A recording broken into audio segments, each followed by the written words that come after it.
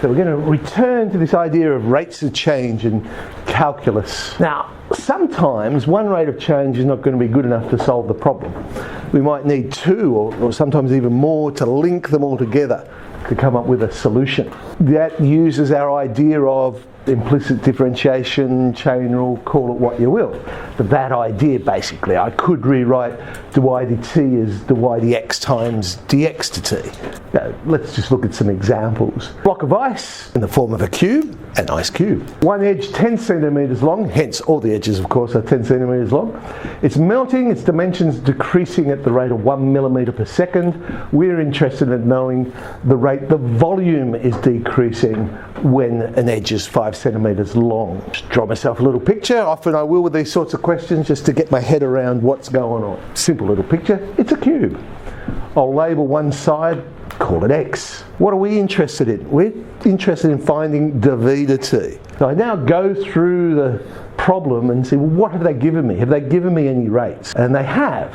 They've told me the rate of change of the edge. Got to make sure I've got the units right though. Either I convert the rate to centimetres per second, or I change the edge to millimetres, but got to be consistent. I've made it minus 1/10, because 1 millimetre is of course 1/10 of a centimetre. It's a negative rate because it's decreasing. Okay, that's what I know, but remember I want dv dt. I could find dv dt if I had an expression for dv dx, because then I could multiply the two together and come up with some sort of formula that'll work the problem out for me. So how can I link volume and the edge of a cube? Oh well, that's easy enough. We know that the volume will equal x cubed. Differentiate with respect to x and I get 3x squared. Now put it all together and we get a neat little formula where I can find the rate of change of the volume. I'm not actually going to substitute in the time, I'm going to substitute in the length of the edge. We're interested when that edge is 5. Substitute in and we get minus 7.5. We have our solution.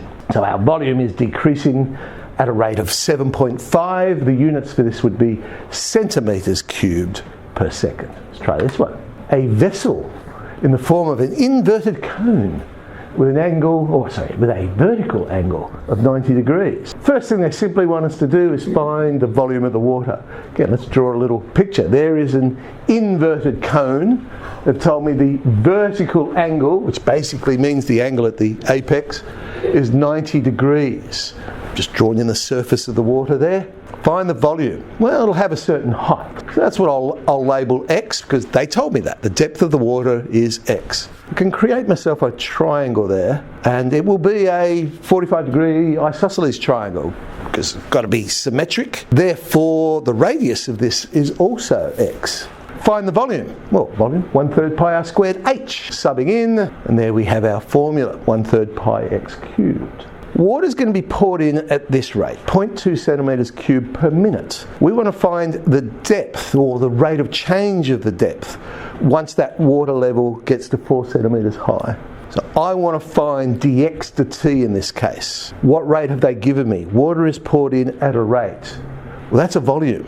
So I've got dv dt is 1/5. I want dx dt.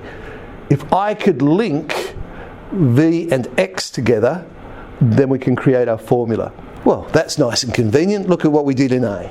We came up with a formula that links v and x together. Now let's differentiate that, and we get pi x squared. Subbing in, we have a formula. All right, we want to know when it is 4. X equals 4, subbing in, 1 on 80 pi.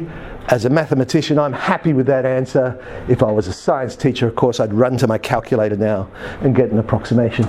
But 1/80 pi centimetres per minute. A spherical bubble. Isn't it nice how all these shapes turned out to be perfect? A spherical bubble is expanding so that its volume is increasing constantly. Okay, so what are we saying? It's like we're blowing up a balloon, but we're just blowing in a steady breath of air. So there's constant amounts going in. 70 millimetres cubed per second. But if you think about that with your balloon, the surface area won't increase at a constant rate. Think about blowing up a balloon. So what happens? It starts out, bang, expands really big to start off with, but then the more you blow in, actually the surface area only comes out a little bit more and a little bit more. It's not a constant amount. We want to know the rate of increase of that surface area when the radius is 10 millimeters. Okay, so I want to find ds to t. They have given me dv to t. I need to link volume and surface area. Well, maybe I could do that a different way, because I do know formulas for volume and surface area in terms of the radius. So I use 3 rates here. I could come up with a solution, because I could say, well, it's going to be dv to t times ds dr times dr to v, and that would leave me with ds to t. Okay, let's find expressions for those other ones. Volume is 4/3 pi r cubed. Differentiate that, 4 pi r squared, which interestingly is the surface area. Okay.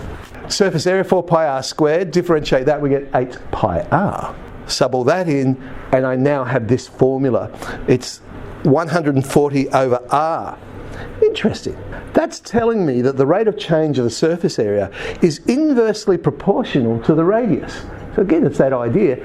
As that balloon or that sphere is getting bigger, the radius is getting bigger, the rate of change of the surface area is getting smaller. So sort of backing up what we know. We want when radius is 10, subbing in, nice, just 14. So we've answered our problem. When the radius is 10 millimeters, our surface area is increasing. I've got a positive amount at a rate of 14, and our units would be millimeters squared per second. So let's play around with some of these rates of change questions.